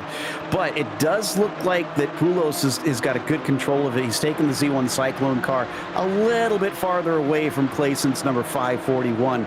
So it looks like he's got it under control. Yeah, and if we go take a look back up at the front, we were talking about Christopher Pies. He is now in P2, only 1.5 seconds off of the Central Blue car driven by his friend Ian Simon. So I think Chris is on a mission. There was quite the gap here earlier. Look at Chris just taking that little bit of a late wheel as he comes through there. He wants to close this up. I think he wants to go show Ian that hey, I still got some spark in me, buddy. Let's go have a fun race. Also, interesting to note that the strategies are so varied. Simon's only on his 4th lap for the stint there up at the lead, but Pies, I believe, is on lap 12 here of his stint. So he's close to the end of that. And again, they're pretty tight towards being able to swap around, while they still need a long ways or can go a long ways to go in that 87 if they want to do a short final stint and keep Ian in the car. It all depends. I mean, I'd be hard-pressed to want to take Pies or Simon out of either of those cars as we come back to Martineau, who's still got fun going on in that number 71, and a clean pass past Frost down the inside of turn 7. That's going to give him 5th place. Yeah, talk about being on a mission. He's all the way back up to 5th. I think he wants to go play with Pies again. He was having a good time. I think he's definitely on a mission here to get back up there and just play with Ian, play with Pies a little bit. He'll have a good time. Right now, from what I am seeing, he's still got to make up 15 seconds to catch Pies, so he's got a ways to go. Carl Boccieri is back in the car. Always love to get to see his camera. He usually gives us some fun during the races. And the number 15, currently running in 21st. He took over this from Jonathan Reber, about, it looks like 11 laps ago. Yeah, nice line for him through there, but let's get back up here to the pointy end. We've got the purple on to the blue. We saw these two cars racing on our opening lap. Now we take a look on board from Ian Simon here in the Central Blue car, but wow, look at how Pies is closing up, and this is what I was talking about before. Different entry, different exit. How does it play towards the way you drive and what you're trying to accomplish? Doesn't look like he was able to close up any at all there going through there. It looked like it halfway through the corner, but the exit is where it really matters. So many variables in these cars that they have to think about. It might not be F1 level of having to tweak a billion knobs, but this track is complicated, and we've seen with how many have fallen victim to it already. Granted, all 28 vehicles are still out running. We may have had a couple need to take that spare car. I'm checking to see. Yeah, I see at least 3 or 4. Nope, make that 5 or 6 actually that have taken their spare car already. So it has definitely taken its toll on people, and I won't doubt that it will continue to do so. And we have 28 more minutes to try to get to the checkered flag, which it seems that the 21 is bound and determined to do as he passes the Central Blue car for the lead. This is the first time we have seen anybody really be a threat to that Central Blue car. That was down into the hairpin of 11. Yeah, Ian and Chris race with each other all the time, so they know each other quite well. I'm sure there was some level of understanding going on there. It didn't look like there was too much of a fight to make it happen. It's just that Chris is on a tear. He's also got fresher tires. Sorry, no, he doesn't. He's towards the end of his stint and is on lighter fuel, so he should be running a little bit quicker. Yeah, we got to take that into account as well, because they have enough time. We have to remember that, yes, the driver changes are a part of it, but they need to take fuel. They can take tires if they desire. In fact, I wouldn't be surprised with nearly a minute about 30 seconds per stop. I think that might be a free tire change for them. And as they come around, we got a little bit more side-by-side action. Waltman managing to overtake Frost. Seems like that Yosemite car not as quick as it used to be. The 209 has slipped down to 7th. Yeah, good pass there, nicely executed. No consternation, everybody playing by the rules, and clean pass, well done. I'm just trying to hold on as long as they can. So remember we said Pies should be towards the end of the stint. He's now on to lap 15, but he carried on that time. There you see him on screen. And Simon's still very early on, so we probably expect him to stay in a little bit longer before they swap out for the final time of this race. We're just about down to that actual 25-minute mark left. Let's check in on Kim Fricke, who is chasing Arnie Clayson just in front. Yeah, nice run there through turn 10. Made up a ton of ground. Looks like Clayson trying to take a little bit of a defensive line as they go in there. Never fun to get past, but wow, when somebody's got that much of a run on you, it's almost dangerous to move over on him. Absolutely. We'll see how hard he defends or if he's just going to kind of let this one happen. Because Kim Fricke does look pretty fast here. So they come up through turn 2. There we go. There we go. Yeah, I think he's going wide there, isn't he? Oh, he was able to hold on to that. That's a shocker. I was expecting to see a John Deere moment. I'm with you because he didn't even bother the apex, honestly, as Clayson just kind of went way outside on that second apex. But Fricke couldn't take advantage of it. We're going to hop on his dashboard as they head towards turn 6. Yeah, now we're going to see, once again, probably the difference in entry and exit. So, Fricke taking a little bit wider entry, trying to put the power down sooner, probably making a run here. Is it enough to get up there? Oh, looks like Chris Pies is coming in. It's time for a driver swap. Which means, by process of elimination, the only other driver I see is Wyatt Gooden. Ooh. Talk about the person you want to be your anchor. Wyatt is lightning fast. They just they called their hand and they put down 4 aces essentially. This is just going to be unbelievable to witness. And I mean, they overtook for the lead before this pit stop. So theoretically, they should have the lead coming back out as long as nothing dramatic happens. So the 21 is sitting pretty. Yeah, with Wyatt Gooden in the car. I mean, Wyatt, people don't know anything about I rating, Wyatt has like an 8,000 I rating. Me, I'm sitting around 3,200. So I'm a good driver. But Wyatt in iRacing, holy cow, 8,000 is way up there. Yeah, whoa, big spin there, unfortunately, as Arnie Clayson is going to get passed by Kim Fricke just by nature of being off course. And Kim gets into the 12th spot just as Wyatt Gooden goes by. I'm sure Wyatt didn't appreciate that being the beginning of his stint, but he made it out of it clean. Yep, we're seeing Wyatt right now. He's down in P11, but we got to watch how everything shakes out. But I can tell you, I think we're about to see some new fast laps of the race with Wyatt in the car. No doubt. For folks that don't understand, the iRating happens by your performance in official iRacing series. It's something you have to earn by performance in races against other real drivers out there on the sim.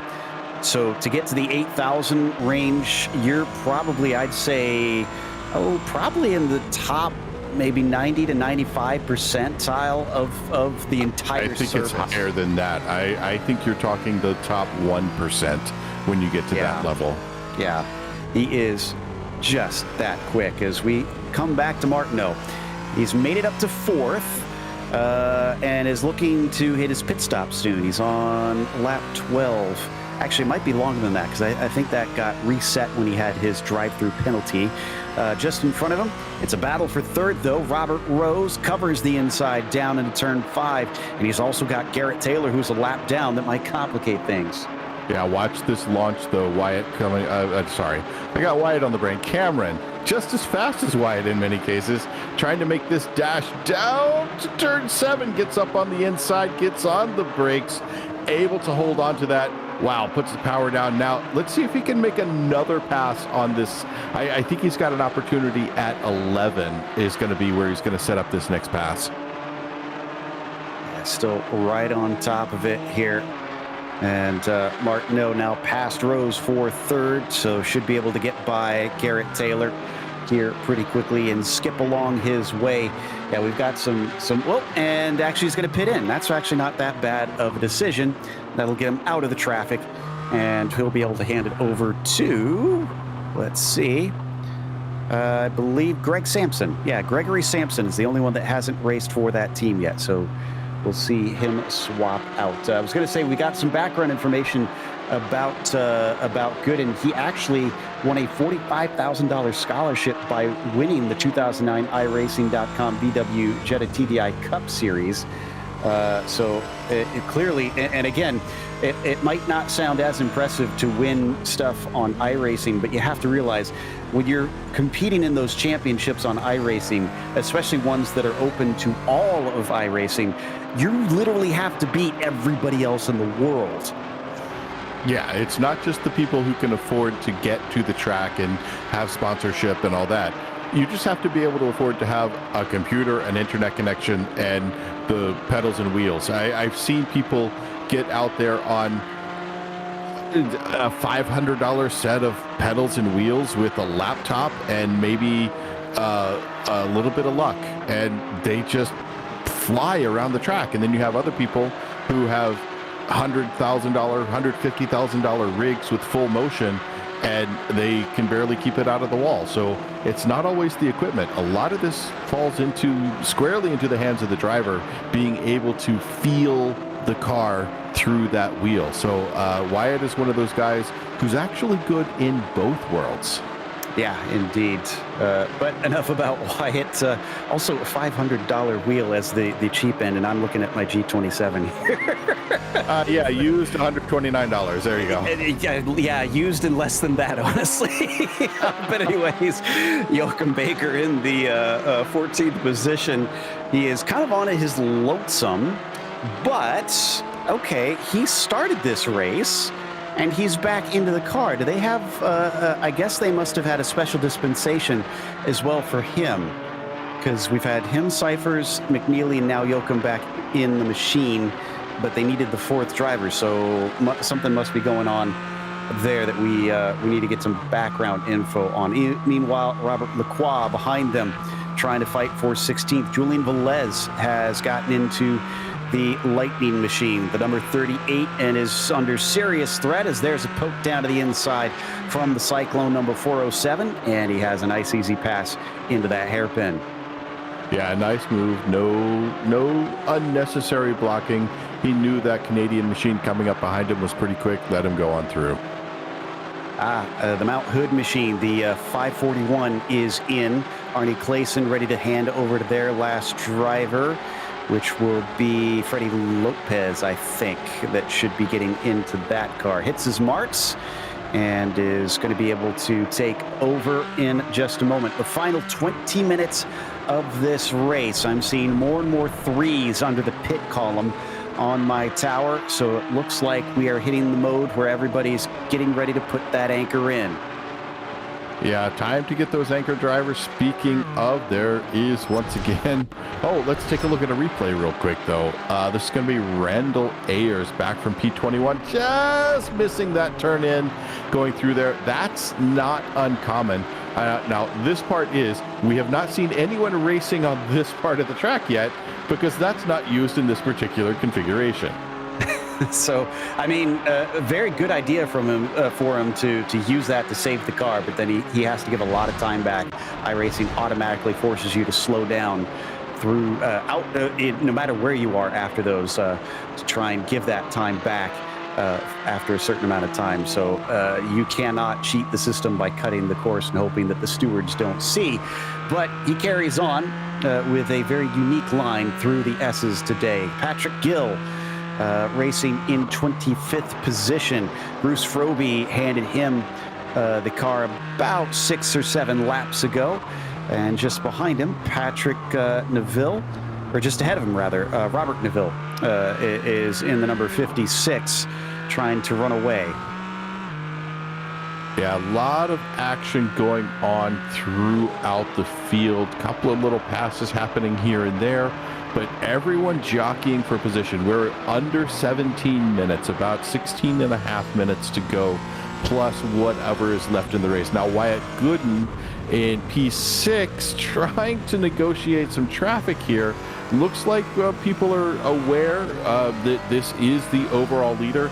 He just turned a 136 flat. Whew. Yeah, I feel like there's Group A, there's Group B, and then there's Group Gooden out there. that pass was from a long ways back, and he still made it look like it was nothing. Now he's coming up to Joel Bergeron and the 248. Let's see if he fights him a little harder. Yeah, trying to slide in here. Yeah, he closes up, gets a little better line through 11, puts the hammer down, holds up right on the wall. See, this is what I like to do. I sit on that wall, and that might be a real world thing leaking through, but that's exactly the right place to put the car, especially in the real world, and I always do it in the sim. Oof, looked a little bit sketchy into that corner, but look at him cut back. Oh, he's got no place to take it. Joel is not budging, just holds his racing line, and Wyatt will have to sit and wait for a better opportunity. He's clearly faster, but here we go, down into 4. He sends it extremely deep. He's on a mission, my goodness. Indeed he is. Wow, that was late on the brakes, but he was still able to make that corner. I am certain I would have gone into a John Deere moment at that point. Same. I'm a bit surprised at how aggressive he's being. I guess he's trying to make sure that he doesn't lose too much time, since they pitted somewhat early compared to others, and he's dealing with cars that are off strategy compared to him. That could cost their team time. Remember, they're fighting essentially with the 87, who's halfway across the track right now. Ian Simon's still in that car, needs to take a pit stop to hand it over. Let's see, they Prescott, Nistor, Simon. Who's their last one? David Glenn going to be getting into there. And we'll see if David can use these final laps to try and somehow leapfrog him, especially since he's been basically out in clear air while Gooden is having to overtake a number of cars. But we watch as we get a fight down into the hairpin, and Freddie Lopez doesn't fight too hard. In fact, he's going to give that one up to Evers. Well, no, Lopez is a lap down, excuse me. So Evers goes on by. Yeah, good heads up racing there, realizing that you really don't have a fight going on there, and you want to make sure that you don't mess up someone else's race. Very well done. Bergeron pits for the 248 team. And hey, I was right. Anchor Bergzona is going to take the anchor leg up. Anchor's the anchor. Yeah. Thank you. Thank you for giving me that anchor as he gets in the car and gets ready to go. Thankfully, no having to buckle up when you get into the car in the sim world. You just usually are already in your sim and you wait for everything to finish, and they get back out onto the track, down through the carousel. Once again, Lopez ahead of the number 15 of Adam Holland. This is for position, so Lopez does need to worry about not letting this car through. Yeah, I don't think it's going to be too much of a problem here. So let's take a look. Oh, was that a little puff of tire smoke there that I saw? Or was that maybe just a glint of sun? I didn't catch it, unfortunately. I was looking away right at that moment. But here we go. Holland with another bit of a peek. And there we go. David Glenn. Okay, so this could be for the race lead. Gooden's just coming out of the hairpin. Glenn still taking tires. There's the onboard view with Gooden, and he is well clear. He is gone. Glenn still hasn't gone down. He's still taking the tires. This is going to just be a massive difference once they exit. Remember, they passed them, what was it, about 7 laps ago or something? And the gap is now up to 11 seconds. Woo! Yeah, Wyatt is, he's just, in iRacing, there's a term called alien. It's not a mean thing. Maybe for some people it is, but I would say Wyatt is an alien's alien. He is just that quick behind the wheel. And he does a beautiful job with the car. And as you see here, he's just streaking away with this one. Yeah, this is, and I'm trying not to build him up as much because I feel like we've been singing his praises a whole lot here, but yeah, it speaks for itself at this point. All he has to do is wait for the 20 car to pit and take their final stop. He'll inherit the lead officially because he's running second right now. Meanwhile, let's look at Ankerberg Zona in the number 248, back out in 13th position. That is 4 position in front of them with a couple cars, actually. It looks like that is Julian Velez and Randy Lervold, but they've also got Jacob Schum, who still needs to stop and is not on the same lap as them, if I'm seeing correctly. Is that accurate? Because I don't see them as a lap down. How does this work out? So, yeah, that Hurricane Alley car is actually in the overall lead at the moment with about a 30-second lead on Wyatt Gooden and about 45, 46 on the Central Blue car with Glenn. I'm trying to figure out, because they should be shown on my timing and scoring as a lap down, but they're not. Something screwy has happened with it. So, okay, so we do have lap down cars, I'm almost certain, out there, but they are not showing as such. What a strange quirk that I have come across here in our software. Meanwhile, that was 2 tires very much in the grass for Jacob Schum. He knows he's got the lead. He knows he's not going to have it, but he's still pushing. Yeah, now I'm wondering if there is something odd in the software, because I see that Jacob is the only driver who's been in that car. So he's doing kind of an iron butt here, beginning to end. I show him having done 47 laps so far. I'm showing that too. I don't think that's an error. I think he's actually been in the car this entire time. He only has one teammate, James Franznick. I guess he's just looking for the overall win in an attempt to be disqualified at the end and just say, I finished first on track, even though it wasn't within the rules. So I don't know what exactly is going on, but Jacob Schum is doing something odd out there. And if he can beat Wyatt Gooden, if he can beat Wyatt Gooden, he can put a feather in his cap. He doesn't have to say how he did it, but he'll finish ahead of him on track. All's fair, love and war, and racing if you don't get caught, right? Yeah. If you ain't cheating, you ain't winning. Or is that smoking unit? If you're not cheating, you're not trying. Yeah. Shaibal Banjapaje, NP4, recently picked it up for Cameron Martineau, is going to be the anchor for that number 71 team, but he's going to have to try and overtake on Glenn. Now, this Blackbird team is one of those that took a penalty early on, but they've had a phenomenal comeback. They're the ones we need to sing praises about, because if they hadn't have had that black flag, maybe they would have been a serious threat for the 21 team. They're going to make a move down to the inside of turn 4, but they get chopped off. Glenn's not going to give this one up easily. Yeah, that's the move we saw Martineau make earlier in this car, but it was not on someone like Glenn. So that's going to be a little more difficult to have happen. But, you know, that's a good team, good group of drivers. I think we're about to see the pass happen right here as we head down to turn 7 braking zone, all the way up side by side, heavy onto the brakes, holds tight, coming around there, puts the power down, lifts off a touch, and then, wow, just makes a beautiful clean pass and is now pulling away. Shaibal has inherited a less than ideal position, but is making the best of it. Prepare for some lemonade by the end of this race. With Kessel, Polasek, and Martineau before him, I am massively impressed with the way that they've run this thing, what should be into a second place finish. We're checking in with Joachim Baker in the meantime, back here in the 8th spot, and they've got Daniel Nix just in front of them, and Patrick Gill, who is a lap down behind them. So battle for P7. I haven't talked about it well. Actually, yeah, that's the Yosemite car that I think is still leading our B group, are they not? Yes, they think, are. Yeah, that is the Yosemite car in P7 overall. Daniel Nix behind the wheel right now. And 209 holding on to the lead of B group. Well done to them. They might not be flying the heights of second place overall right now, but still they're in seventh, actually exactly where they qualified. And they are what looks to be about 4 seconds ahead of the Z1 Revolution team, who is the next one down in the B group. So they're their main concern at this stage in the race. Keep a buffer between them if they can, but mainly make sure the 76 stays behind them. That's Schum.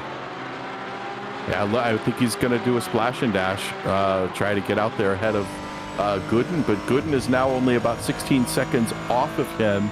Here he comes up into the final corner, turn 11. I call it the final corner. There is actually a little bend right there, turn 12 as we come off, holding up close to the wall. And Schum is out. Schum is running. Can he hold on to the position?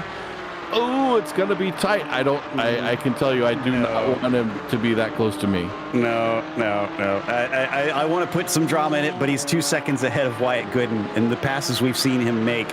Jacobs seems pretty good today, but I don't think he has the pace to keep Gooden behind him, unless he does some absolutely stunning defense in these final 5 minutes. It can be done. The one time I did get to race Wyatt was in a league race, and I put on one of the best defenses of my life, and I think he ended up getting a one too many off tracks and got a drive through right at the end of the race. But man, he made me work for it. I do want to give credit to Schum. His fastest lap is only 8 tenths slower than Gooden's fastest lap, so he's actually running a pretty good pace. But you got to think that this is probably going to be Wyatt managing to get by him. That is it, depending on if Wyatt wants to make an issue out of it. We don't know if he's aware that 20 car will get disqualified anyways, because he could just cruise home in this P2 and still wind up with the win. It doesn't matter. You have to be the one who crosses first for the inside to know that you did it. It doesn't matter if they get DQ'd later. You have to do it. So hopefully his team is telling him, don't do anything risky. He's not your concern. Pass him if you can, but just don't throw away the race here.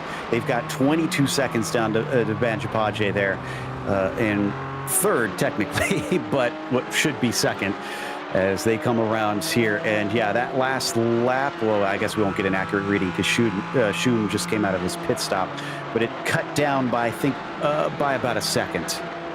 Yeah, easily a second. I was trying to do the mental math there, and it's just too quick. Usually I'm looking for 3 or 4 tenths. No, we were probably closer to a little over a second there. This is the battle between Jacob Schum and Gooden that we were riding on board with there down through the carousel and out of the turn. Then we were looking at Lurvold and Sigourney, who were fighting for 12th briefly on your screen as we saw them head through that same turn. It's down to 4 tenths of a second now, and Gooden is on the hunt. Indeed, he is. He's closing up just a little bit here. Now, there was a little bit different line as they came through the second half of turn 7. Now, as we watch on board, watch this part right here. How close is he going to get? Gooden nails that. Oh, and goes a little bit wide. Still able to hold onto the car. Gets under braking. Pushes Schum to the outside. Goes ahead and makes that pass clean as a whistle. With 2 laps to go? Yep, 2 laps to go. Flashes his lights in celebration. He knows that he is now the overall leader, no matter what you say. Chris Braun, as we check in with the battle for 7th. Nix versus Baker versus Braun. And this is a good exit out of turn 6 for Chris. The 76 is going to try and take a little bit of a peek, but there's a defense from the 307 just to cover him off. Yeah, getting right up on the apex there. A little bit of exit curbing. Now let's see if he's able to close this up. Looks like he's actually losing ground here, but he could just be saving it up for getting the run down to 11. So this is going to be Nix, who is our Group B leader. He wants to hold on to this position. He does not want to let anyone around him at all.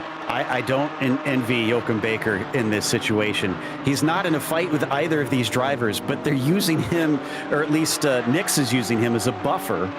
And I'm sure he doesn't want to be overtaken by Chris Braun.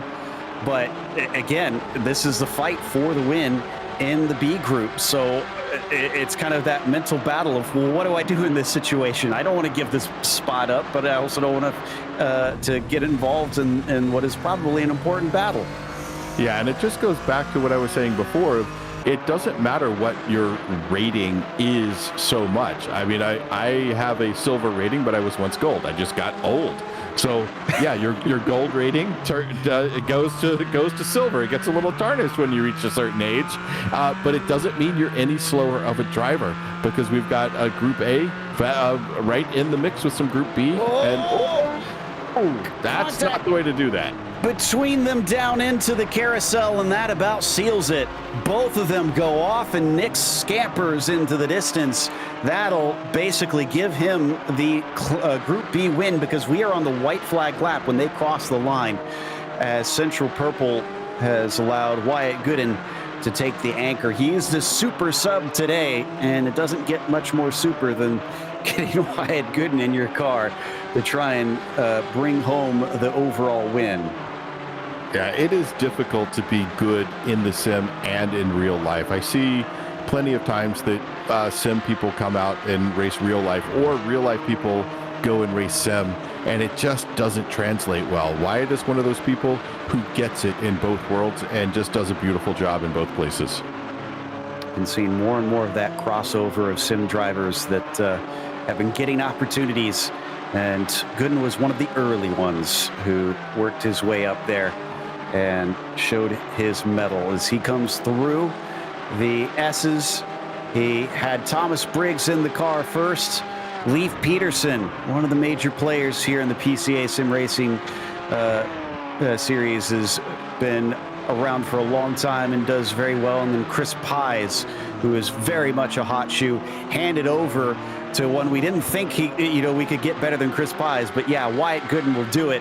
Not only that, he'll take the win here today in the Zone Group Challenge. And interestingly, Jacob Schum decides to peel off into the pits there at the end. As we take a look at our Group B leader, this is going to be Daniel Nix, trying to go through turn 7, just keeping the car on track. Notice he did not run it all the way out there to the curbing. Doesn't need to. Has a nice lead over, who's that behind him? That's going to be the Black Widow car. And they're a good 20 or so, 20, 25 seconds back. No need to push it, just glide on home. And yeah, Schum has stopped just before the start-finish line so that we get an accurate reading here. So that'll help us out at least, as the B group leader also getting ready to finish it out. Chris Cook first in the car. Ed Eisenring hopping in for the sophomore stint. And Mark Frost taking the third one before Daniel Nix for a short final stint. Doesn't matter how long it is, it's got to feel good to be able to take it to the checkered flag and the victory for the B group here. Yeah, nice consistent drive all the way through. That's what you got to do. But you got to give a little props to the Iron Butt Award for Schum, and for doing the right thing, stopping right there at the end and ejecting, so it didn't mess up the order. Yeah, to be fair, iRacing would have eventually corrected it for us once everybody had finished, because he would have been DQ'd, but just makes life a little nicer. So thank you, Jacob, from the booth, as Velez is not going to be able to catch Sigourney for 8th position overall. That was for, I think, second in B group after that incident that we saw. It obviously changed around. But we're going to be back with results in just a moment. We're going to take a quick break. We'll come to you with the 2023 Zone Group Championship results in just a moment, as well as the results of this final race, and driver interviews are coming your way. Stick around.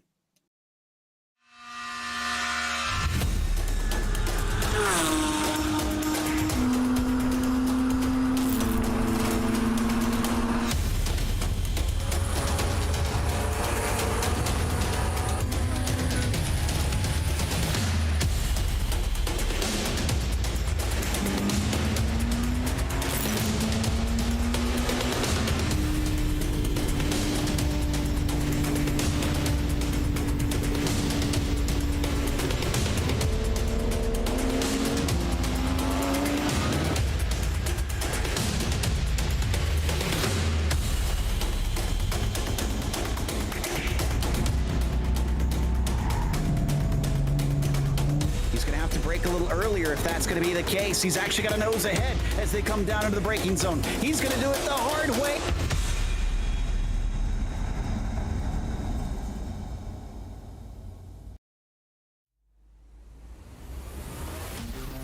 Welcome back to Sonoma Raceway. The last race for the 2023 Zone Group Championship sees Central Purple take the final win in Group A. Stomp the field here today, 30 seconds, 24 technically.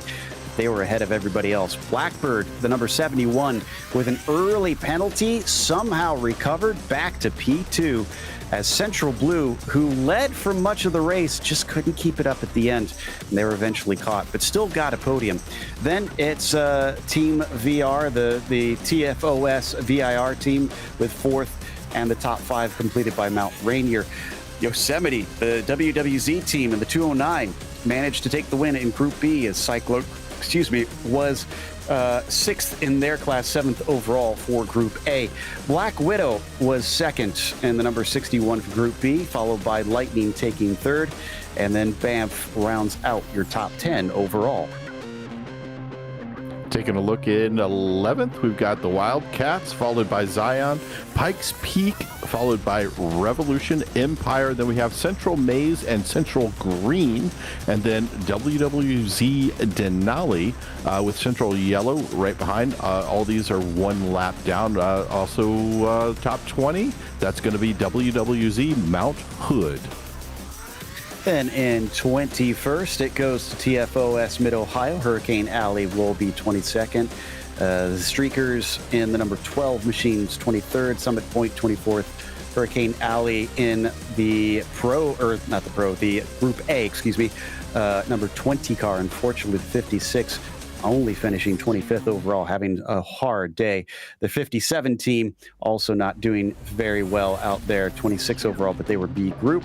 Yellowstone, the last of our Group A's, in 27th, and Hurricane Alley 55. Been a rough one for the Hurricane Alley drivers. So looks like we're going to be talking to Central Purple.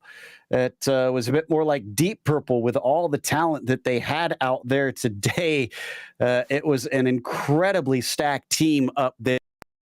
Ooh, it really does that. Expect that this was going to be an easy win with all the talent that you had in there, or were you still prepared for a fight? We were ready to come and ready to fight. Anytime you're going up against some of the other competitors in this race, you got to be prepared. And so we treated it as though we were the underdogs coming in, and luckily we ran pretty much a flawless race. We executed the plan that we had, and we came out on top. But big kudos to all the other competitors as well. I mean, we kept us honest, and some of that fighting that I did with Cam and Martineau in the middle of the race, that was he kept me honest. So it was a lot of fun.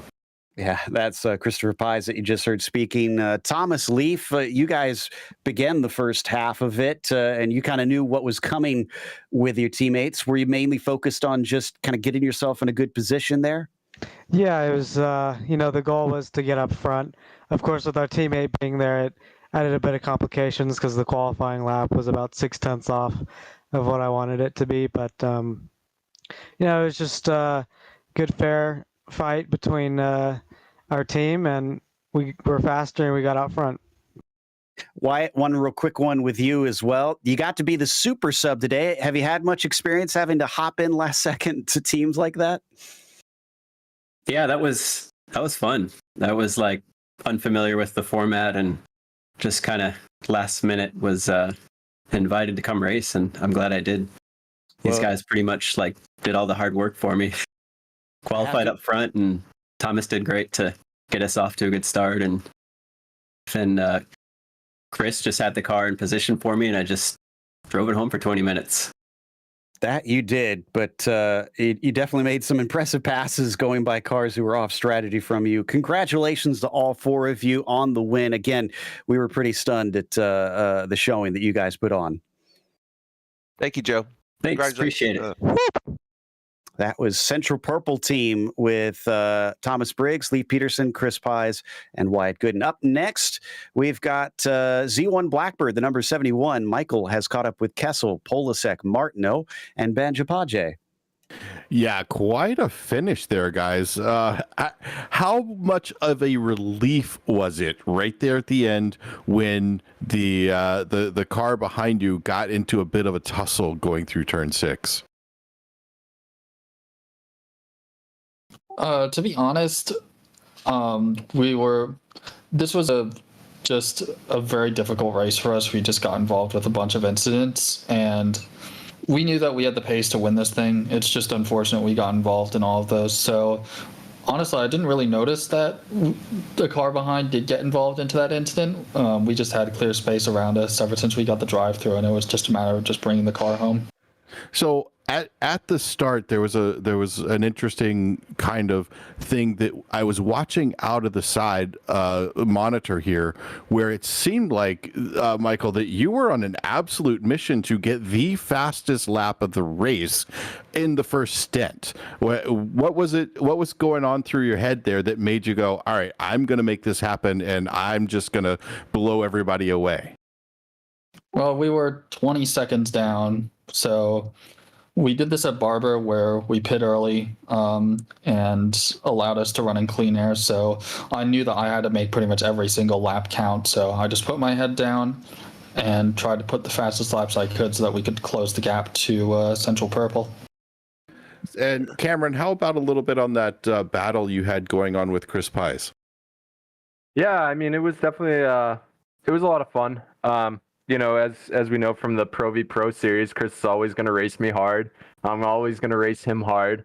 So as soon as they were like right there in front of me at the pit stops after Mike did an incredible job closing down that gap, I knew I had pace on him. And Sonoma's just such a hard track to pass at. But you know, I had a few opportunities that I thought I probably could have taken in some of the hairpins, and I just had a little bit unfortunate luck. We were too close to the incident limit.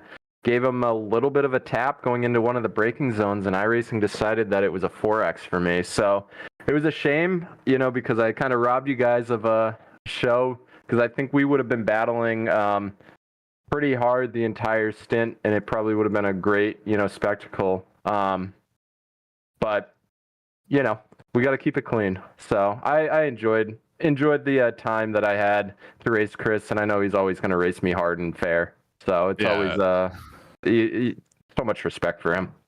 Yeah, watching that, I didn't think it would have been a 4X. It looked like a fair little nudge, but you know, iRacing does what they do, and there was a 4X. Now, what about so Kessel starting off in the car, Scott? Did things work like you wanted to when you got in there? I mean, there was a little bit of falling back, I think, there at the beginning. It was lap 2 going through the corner that leads into the final hairpin. One of the the two cars were fighting, and then one of them went into the dirt a little bit, and their rear end flung out, and they hit me, and that kind of killed the car, and we were down like a second and a half of pace the whole way. So I tried to get around to the 8 laps that we knew we needed for the fuel, and then I gave it to the Pulisic, and he pulled us back into contention, luckily, but we got too many incident points. The whole race, we pretty much were just trying to fight to stay alive, and eventually it just wasn't enough. Brought you into P2 with a good, solid drive. I mean, working your way around incidents, that's part of racing, and it's just how you manage that shows how well you guys race. So now to my favorite name to say, Banjapaje.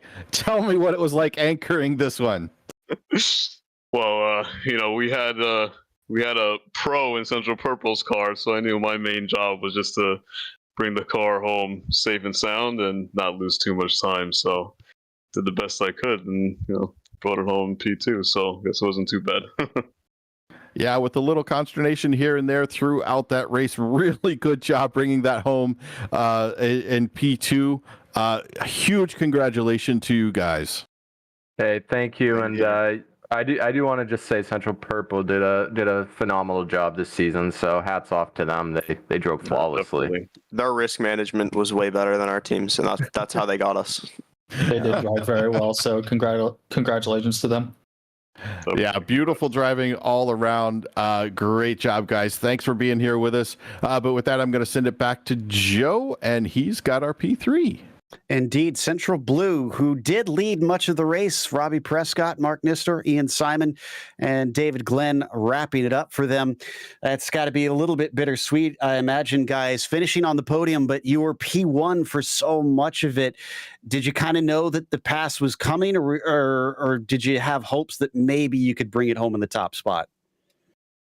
We kind of just wanted the podium, honestly. Our race at Barber 2 weeks ago was just so horrific. We were just getting hit by everybody. It was tragic. If you guys go back and see that, it wasn't that bad. But the biggest thing for us was just to kind of redeem ourselves and get a podium. We were so close to a podium. We got 4th at Sebring, the first race of the series. So I think for us, we just wanted to make it count, ended on a podium. Obviously having Central Purple up there with us as well, to kind of secure that Central team dominance right there. It just kind of shows that the Central boys came to play today. So I think we're all pretty excited.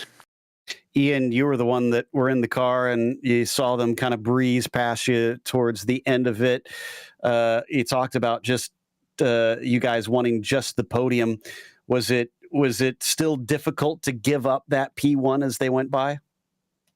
No, not at all. I think we were a little off strategy from the other front runners pretty much the entire race, and we were heavier on fuel. I knew Chris was coming and they were quicker, so we were just trying to get the team points. Mark, you were in the car second out there at picking it up after Robbie. How did it feel? Did he hand you a pretty good car? Yeah, I mean, you couldn't have asked for a better start from Robbie. You know, he gave us the car at one piece. I think we actually finished the race in 0x, but obviously Robbie had no incident points during his entire stint, and car felt really great. I felt confident enough to pull out a solid gap to P2. I can confirm you guys finished with 0 incidents. I can see on the screen here. Well, David, you're handed a car with 0 incidents. Is that kind of like, oh God, I got to be the one that has to make sure that I don't get us that one to screw up the perfect run? Oh, 100%. I mean, that's a lot of pressure for the last little bit and running through lap traffic and deciding whether to let them go or try to stay in front it was fun. It was pretty slippery out there too, so that made it interesting. But a great race, and the guys set it up well. First 3 stints, and so we were all on track. It was awesome. You guys looked very collected out there. Excellent race to the podium. Anybody you want to thank before you go? I got to thank these boys. I mean, they did the rest of the work. I just got us into a good spot to start with the qualifying, and I mean, I got to give praise to these guys because they kept the ball rolling. So obviously, good job to them. And shout out for David here, who also did the liveries for the whole Central Zone group, and they looked pretty awesome on track, if I do say so myself. Thank you. That was fun. And a shout out to the Podium Esports for these broadcasts. Regular series are awesome. So, and the PCA Sim Racing crew for putting it all together. It's amazingly professional, and that's fun in the sim racing world. Yeah, and a shout out to my job for letting me leave early and do this race. I always appreciate that. Yeah. Well, now they know what the excuse was. It wasn't your sick grandma, so we'll see how that goes. That was the Central Blue team third and the last on the podium for the Group A. And now Michael has the winners for Group B, the Yosemite team. The Yosemite team started led off by Chris Cook. Wow, that was some pretty fast driving out there. You guys were up in, I think it was P2 overall for quite a while. I mean, it was an overall podium. Chris, how were you holding the car up there with that? Oh man, the stress was absolutely insane. I couldn't believe it. Right, hard track, hard to stay on there, and then hard to keep the car, the rear end behind you. Yeah, 36.359 was your hot lap out of that. You got the fastest lap out of your team. And then you had to hand it over to Ed Eisenring. Ed, was there any pressure on you at this point to try to hold that position? I don't think Ed's on. Yeah. Oh, Ed's not here. Oh, so then we'll just go down to Mark. So, Mark, how did that feel after Ed was out there trying to keep the car, and then you were trying to hold on to position? Was it more of a challenge than you thought? Oh, absolutely. And you're at the point where you're mid race. You're thinking, do we switch for tires? Is it going to be twitchy? And then by that point, we're handing off down to me, the challenge driver, and this is when the fast pros are getting on the track. So, third and fourth stints are really hairy. Indeed, they are. And then, Daniel, finishing up the race there, you were going through, I believe it was turn 6, with a good bit of pressure behind you. Was that a big relief at that point, or did you even know anything had happened? Oh, yeah. We were monitoring that situation from the very beginning. And, my team just kept motivating me, eyes forward, focus on the race in front. And, our overall goal was to minimize the number of incidents, and our strategy was to keep it clean. And we came out of the race with one incident the entire race. So, it was really good. But we had some luck here and there, but we stayed focused, and I'm really happy to have the opportunity to race with these guys. Yeah, beautiful job. So for the team, who do you have to thank for today's result? I mean, I would say the whole WWZ got together on this. Joachim Bacher, who organized it, big shout out to him for shuffling a whole bunch of drivers around and last minute ins and outs. So real shout out to him and everyone else on the crew. Well, thank you guys for being here. Really good job. Fantastic racing. Look forward to seeing you guys in future races. But in the meantime, Joe Peak has our P2. Yes, indeed. We've got two of our drivers from the Black Widow team who had a bit of a surprise second place, guys. 2 laps to go, and suddenly you find yourself jumping up. What was that like? Breathtaking. Yeah, we were just talking about it. We're pretty surprised as well. We just David and Jeremy and Jeff and myself, we just tried to kind of keep our eyes up and our heads down and just kind of let the race come to us a bit. Yeah, so this is David Fernandez and Peter Sigourney that are talking to us. Unfortunately, couldn't get Mazzariello and Lashway out there with us. David, you guys started 19th. Did you ever, overall at least, did you ever dream you'd get as high as 8th for this? No, not at all. Our strategy this whole season was just to keep it on track and, keep it steady, and it really panned out for us on this race. Well, you guys did a fantastic job. We talked a lot about, especially early on in the race, so you need to just kind of keep it on the black stuff and try and finish it into these endurance races. Is that was that mainly your mentality coming in, or were you pushing hard? Yeah, no, I think as a team, we sat down beforehand and said, let's just try to keep the incident points down, keep it on the island. And but frankly, there was so much good driving out there tonight. We were sort of waiting for others to fall off the road, and it wasn't happening, at least early on. So we were a bit surprised to end up where we did, but our pit strategy was a bit different than others, I think. So we kept seeing ourselves back around 18th. We make up a few spots and then be back in 18th, but by the end there, it all kind of panned out for us. So it was great. It did indeed. Well, congratulations, guys. The second place in B group is definitely worth feeling proud of. Anybody you want to thank for today's work? Just thank the organizers. It's been a great series. I'm new to the PCA sim racing and loving every minute of it. So, thanks everybody that puts in the effort to organize these things. It's not easy.